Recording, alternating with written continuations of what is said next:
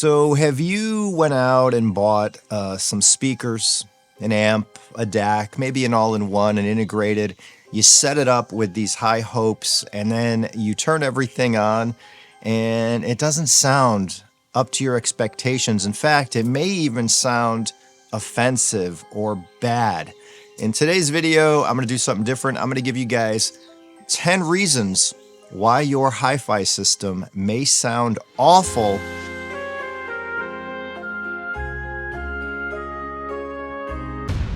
So these are in no particular order. We're going to give 10 valid reasons. They're all just as valid as the other. But number 10, maybe your room is not optimized for your audio system. And I'm going to tell a quick story about something I did. I think it was in the year 2000. I went to a store, a high-end audio store, and I bought a set of Revell Studios. They were in forest green. They were really cool to look at. And I'm trying to remember the amp I powered with them. I think I went to Upscale Audio and I was told over the phone that this monoblock set of Sonic Frontiers amps and a preamp that I had, which was a Pass Labs, very early Pass Labs, I believe, would sound awesome with the Revell Studios. So I bought the studios local in Scottsdale, Arizona at the time, and I bought the amp and preamp online.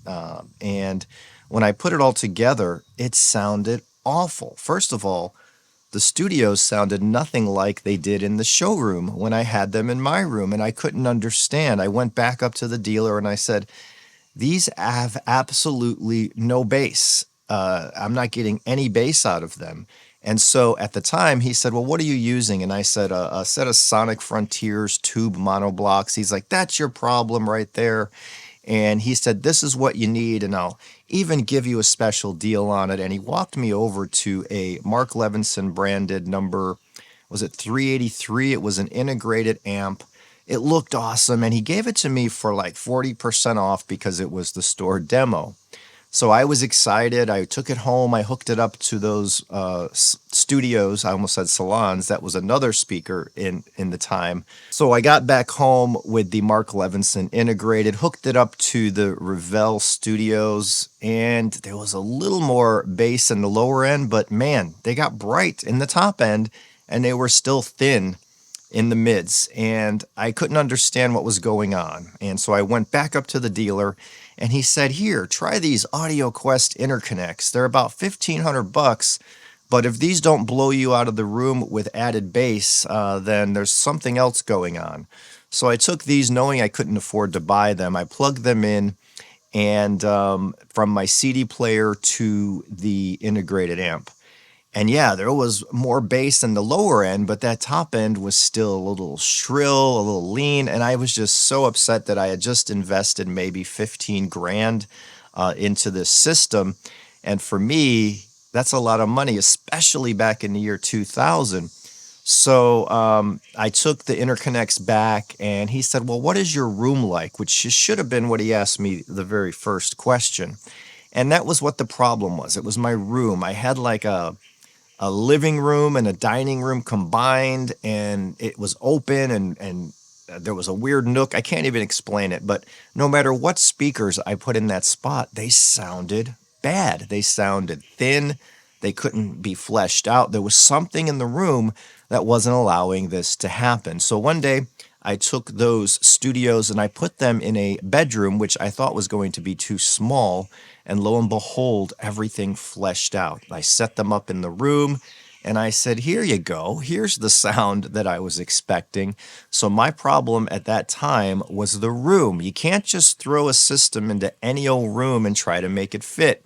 And that's a really challenging part with high-end audio. So as we know, a lot of our significant others want something to look attractive if it's going to be out in a living space. So when people come over, they're not like, what is that ugly monstrosity?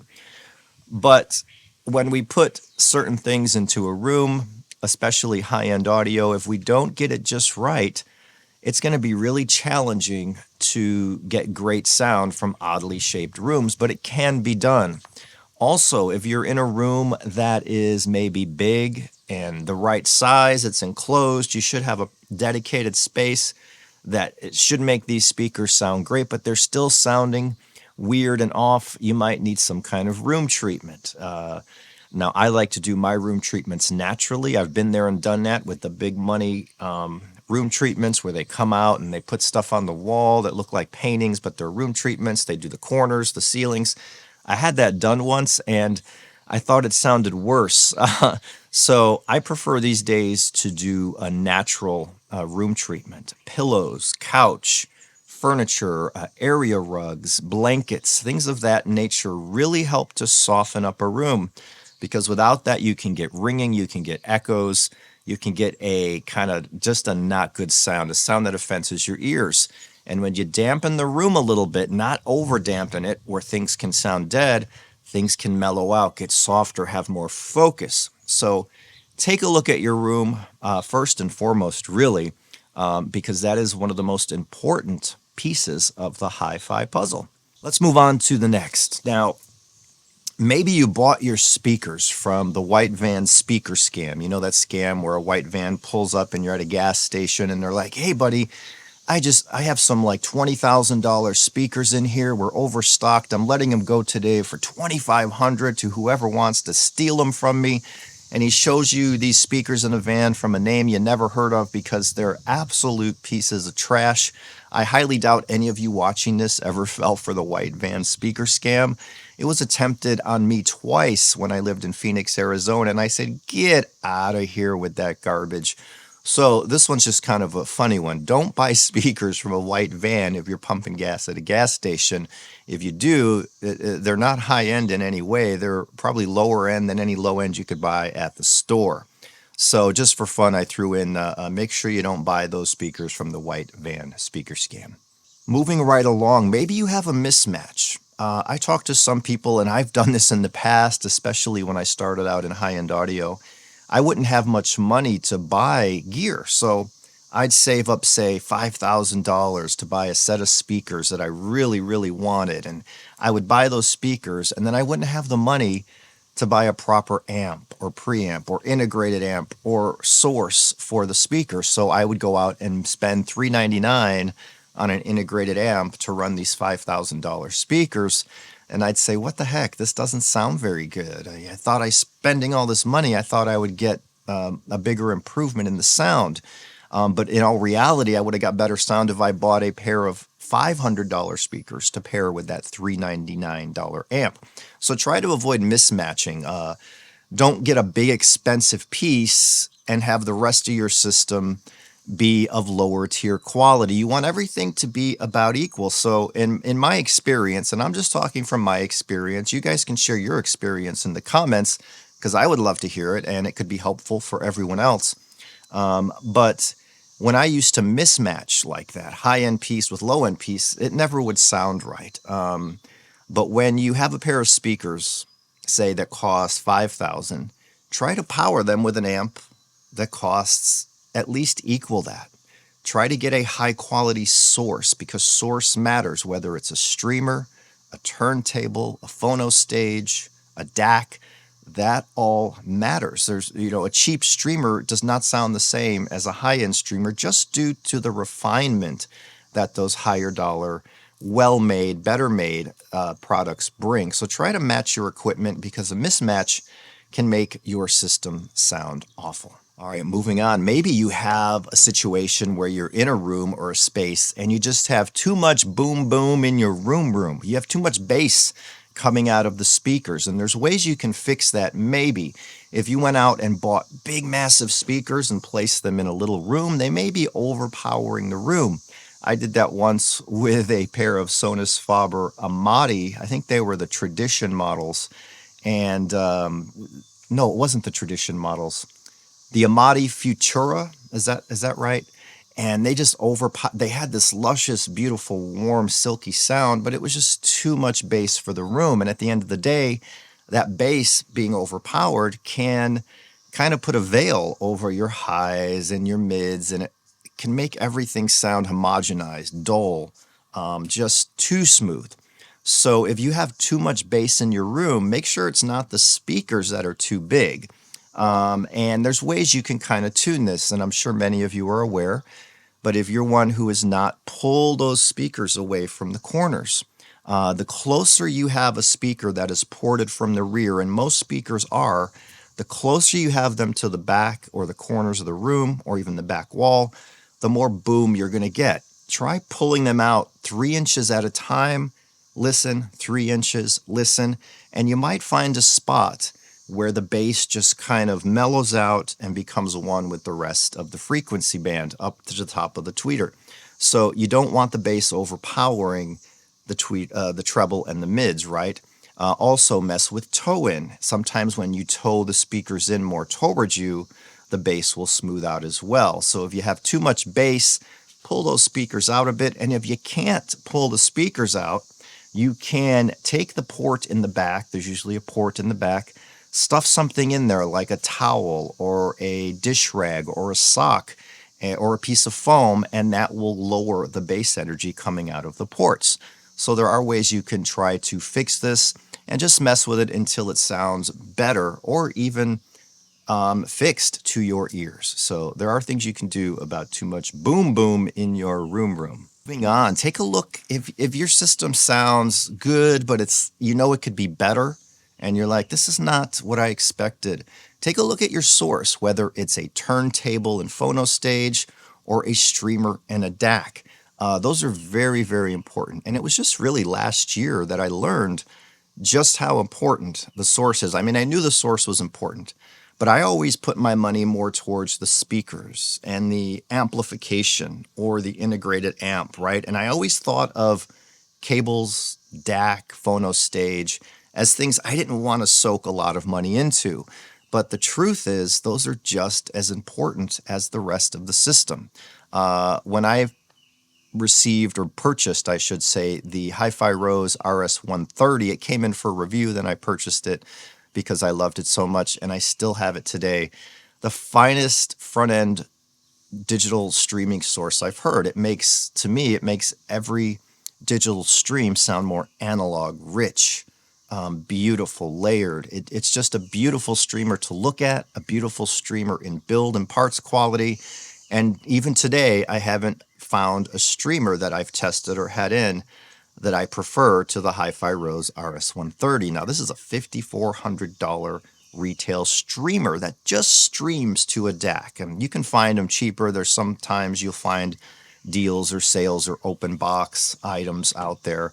But it is really one fine streamer, and that elevated my system, but it also made my system sound smoother, more refined, without any traces of digital. And then, of course, the next thing that goes into is the DAC. You want to make sure your DAC isn't one of those that sound thin or hard. You want something that sounds really nice. I once had a DAC in here. I won't say the name of the company, but it had a lot of sibilance to it, and it was bright up top. And I sent it back, and I said, I can't review this because it's going to be a bad review, and I don't like to do bad reviews. It's a waste of my time to live life with negativity and talk negatively about something. I'd rather talk positively about something. So once you have that streamer, make sure you have a fine DAC to go along with it. And once you hook this into your amps or your preamp or your integrated, everything will sound a lot better. So source, and same thing goes for turntable, cartridge, phono stage. Now, I've always invested more in the digital side because to me, so much more convenient. For me, it's more affordable to be subscribed to 3 streaming services than it is to buy 1 album a month that I may or may not like, that may or may not sound good. So I'm kind of phasing out of analog after spending so much money on it over the years, trying to match or exceed the sound I get from digital, and I've never been able to do it. For me, digital is just, for me, it's the better solution. So, but source, whether it's analog or digital, it's very important within a high-end audio system. All right, moving right along now. When we moved here to this property, I noticed a lot of amps would have issues here. Some would buzz, some would have a lot of hum, and they all sounded lovely and really didn't bring any other issues. It was mostly a hum and buzz issue. I tried different power conditioners. Tried the PS Audio power plant, which was really, really good and added its own little kind of sound signature, more spatial, more three-dimensional. I tried an Audio Quest Niagara, the starter one, which I liked. It added a little more shine, but it didn't do anything for the noise. I then found the Puritan Audio products, which reduce the hum or buzz of most amps to either nothing or a very minimal amount. And then I had my electric redone, my grounding redone of the whole house, and then I added grounding. My system has its own grounding at this point, and it has now for about 6 months, and everything has been perfect now. The gear sounds better. There's zero noise coming from, and it wasn't every amp that buzzed. Some amps would come in, like a name amp came in and had a little buzz from the transformer. A couple of amps, a DAC, Lampezator DAC came in. It was buzzing from the transformer, and that was due to my crappy power. It wasn't the fault of the amp. Now, there were some amps that came in that were the amp's fault, because I would take them to my mother's house that's not too far from here, and they would be quiet there. And that's how I would know if it was an amp problem or an electricity problem. But I had some funky power here for a while, and then when I had it all redone by a professional electrician, as well as the whole house grounding was redone, and then I added my system grounding, everything, and I did that with a Puritan Audio Ground Master. Love that product, and it worked for me, but it may not be for everybody. But take a look at your electricity. Is your amps really noisy? Are you getting a lot of buzzing? Maybe it's your power. Maybe there's a grounding issue, right? Now, not all power purifiers can fix any problems like this, but the finest two I've heard were the Puritan Audio PSM 156 and the PS Audio power plants. It was a really fine product, though I did find the PS Audio kind of smoothed out the sound, but maybe that's how it's supposed to sound with perfect regenerated power. I know those products are controversial, but they do something to the system, and they do regenerate perfect power. But those also have a big transformer in them, so if you have issues with your power, that transformer can buzz. So be sure to have your power checked out. Probably it's best to have an electrician look it over if you're having issues such as those. So let's talk about speaker placement. I hinted at it a little bit earlier, but if you have speakers that are small, right? Once I had some Falcon acoustics LS3s that were really small, and they had virtually almost no bass. And I could say the same for the Closer Acoustics Augies that I have here in Love with the Bobs. But if I listen to the Augies on their own, and a lot of people buy those as their main speakers, the bass leaves something to be desired. Now, the best way to listen to speakers like that when they have little bass and you're in a room, no matter the size of the room, the best way, the coolest way to listen to these is near-field listening. And that means you want to bring those speakers out to you. Even if you're in a room, bring them way out into the room, and you're going to want to sit pretty close to them. Like I set up a near-field with those Falcons. I had them maybe 3 or 4 feet apart, and I was sitting 3 or 4 feet from them. And when you turn them up this way, you'll get a more tactile feeling from the music. And it helped me to hear the bass texture and the bass better. Near-field listening can be really, really amazing and holographic with the right speakers. So if you have little bass weak speakers, you don't want to, you can put them close to the wall to see if that reinforces the bass. Sometimes that can make them muddy, or you can try to pull them out and sit closer to them and aim them about right here at your ears, right? And see what happens. You may be surprised, but near-field listening can improve the sound of some speakers and some systems. It all depends on the room and the size of the speakers and the power you're pumping through them, but give it a try if you haven't. Now, this next one is something that's very rare and probably will never happen to any of you, but one time I bought a pair of speakers, and it was from Best Buy, and this was a long time ago. No, you know what? It was Fry's Electronics. Who remembers Fry's Electronics? This was in Arizona maybe 20 years ago, 25 years ago. I bought a pair of Polk audio speakers, and they were affordable. They were $299, and I get them home, and I had a little Yamaha amp, and it was just for an office, and I would turn it up, and I was like, these speakers sound kind of weird. They sound hollow. I'm not getting bass from them. I'm getting some weird kind of sound where they don't sound like they're stereo. I don't know, there's something up with them. And I couldn't figure it out until one day somebody said, hey, maybe that speaker, one speaker or both, are wired out of phase, meaning they were wired wrong at the factory. You know, when you hook up speaker cables, your red goes to red, your black goes to black. Well, inside, if they're miswired, and you can hook them up correctly, but they'll still be out of phase. So if you have a speaker that sounds weird, try putting the speaker cable, reverse the speaker cable. So put the black on red and the red on black. And if it sounds good again, then your speakers were wired out of phase at the factory. You can go in there, cut the wires, resolder them the right way, and everything will be back to normal. This is a very rare thing, but since I've seen it personally, I'm sure someone else has. Have any of you other had that experience? If so, leave a comment because I'm curious how rare it is. But that could be an issue if you have speakers that just don't sound right to you when you know that they should. All right, we have 2 left. Moving on now, I'm going to talk about, to me, what I've learned is the most important cable connection is not your speaker cables. Now, you want to have decent speaker cables, but even some, OFC copper cables, that's usually plenty. If you want a little more sparkle, get some with a little silver in there. But the cable that makes the most difference, and if you're getting some noise through your system or maybe a flat sound that's uninspiring, what kind of interconnects are you using? What kind of RCA cables are you hooking your CD player, your turntable, your streamer, and DAC to? If you're using those old cheap $3 cables with the red and white plugs and the black thin thing that you can get at any electronics store, well, today they're probably 10, 12 bucks, but 15 years ago they were $2, $3. Those cables are awful for high-end audio or mid-tier audio. You don't want those cables. Usually they're not shielded very well. You can get noise coming through, and the sound usually is just not very good.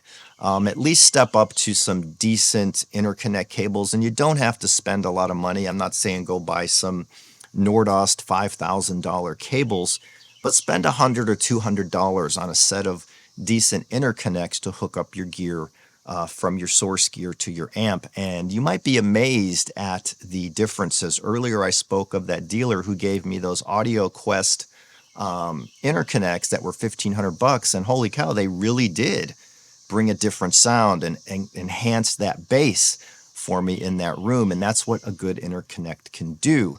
Now, I've said it before, but a lot of people use them, myself included, sometimes as tone controls, because every set of RCA interconnects I've ever had changed up the sound just a little bit, and in some cases it changed it dramatically, much more so I found than speaker cables. So be sure you're not using those cheap $3, $4, $5 RCA cables and swap them out for some decent ones, and I think you might be impressed. All right, and finally, the last thing that may be making your HiFi system sound awful is maybe you're using old gear. Are you using vintage gear? Vintage gear can be awesome. Some of it is killer, some of it is beautiful, and some of it still sounds amazing and gives you that vibe from the golden era of hi-fi, right? Sometimes that old gear needs a refresh. Maybe you need new capacitors, a tune-up. Bring it into a shop, bring it into a guy or girl who works on these old pieces and see if they can give a tune-up and freshen it up, and that will bring a sound like it's brand new, right? It will restore it to brand new sound, because as these old amps age over 10, 20, 30, 40 years, the capacitors go bad and other parts kind of fade out, and it causes the sound to kind of be, again, not so good. And your ears might be used to that not so good sound, but if you sit there some days and you're like, well, I don't know, this sounds all right, maybe take that old vintage amp in and get it refreshed and or repaired, and you may be shocked at how much better it can sound. So there you go. Those are my 10 reasons why your hi-fi system may sound pretty awful, and ways that you can maybe help to fix it. I hope this was useful for you. If any of you have other reasons why your system sounded awful and you fixed it, you can leave a comment below and let others know. Let me know what you think and any ideas you guys have. It's always cool to read useful comments, of course. So thank you everyone for watching another video. I have more reviews on the way. The Rel Classic 99 sub has been here for a little while. I have those Pearl Acoustic speakers. I also have another amplifier. I have the Qualio IQ Ultras on the way from Poland. So lots of stuff to try out and talk about, and I will see you guys in the very near future. I love you all and have an amazing rest of your day.